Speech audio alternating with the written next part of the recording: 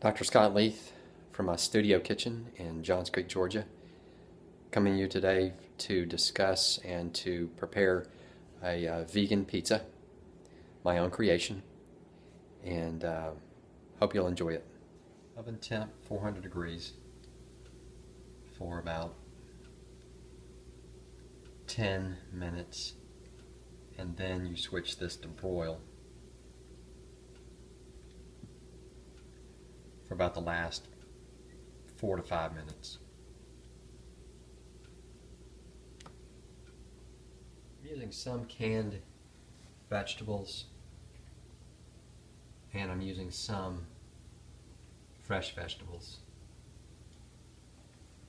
Anything that's canned, I try to get no sodium or low sodium. If it has sodium, then I just put them in a colander and rinse it off real good.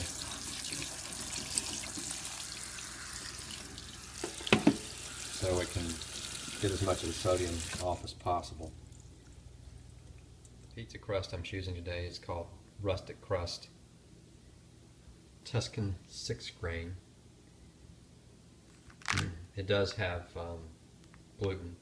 You could easily choose a gluten-free if you desire. So basically, the hard work is just preparing all the ingredients, getting everything ready, and I've got all this stuff laid out on my counter, and the pizza crust and all the ingredients ready to top the pizza. I'm going to show you how to do that step by step. I'm carefully chopping all the vegetables up. These are the banana peppers, so that they're nice and distributed across the pizza. A base layer consists of guacamole and pasta sauce. You can buy these, or you can make these yourself if you so desire.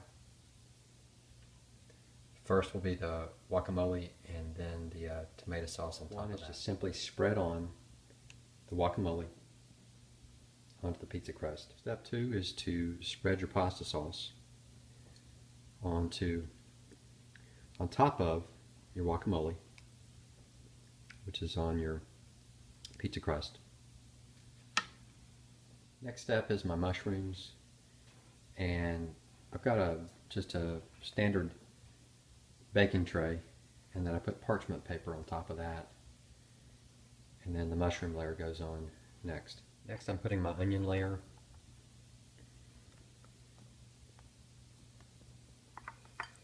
Onions and mushrooms are two of the most important anti-cancer vegetables you can possibly eat. They each have their own special anti-cancer property. You can never get enough of them. On the onions, you could saute them first. They end up being a little bit on the raw side if you don't saute them, so some people might want to saute them first and then lightly, and then add them to the pizza. So to summarize, I've added the mushrooms, onions, artichokes, and then I've added the banana peppers. Lastly, I'm putting on olives. Again, all these are either low sodium or rinsed off very well to minimize the sodium content of this project. And then it's just about ready to pop in the oven at 400. And this is the finished product before it goes in the oven. As you can see, it's pretty stout, pretty high.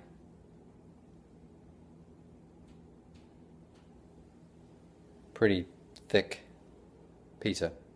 So we'll put it in the oven for about 10 minutes, and that'll be on 400, and then the last about 4 to 5 minutes we'll broil it to really make the top nice and cooked, and then enjoy. All right, it's been a total of 14 minutes, and we've got a finished product sitting right here next to me, still smoking from the broiling. And One thing I did do is I added some Spike's salt-free seasoning, and you could also add cayenne pepper. Might make it good as well. What we've accomplished here today is we have a very nutrient-dense pizza that has no dairy, no sugar, and very, very tasty without dairy products. And in place of the dairy, we used guacamole, which gives you creaminess, and it takes the place of cheese. So here's to your health. Enjoy, and we'll see you next time in Johns Creek.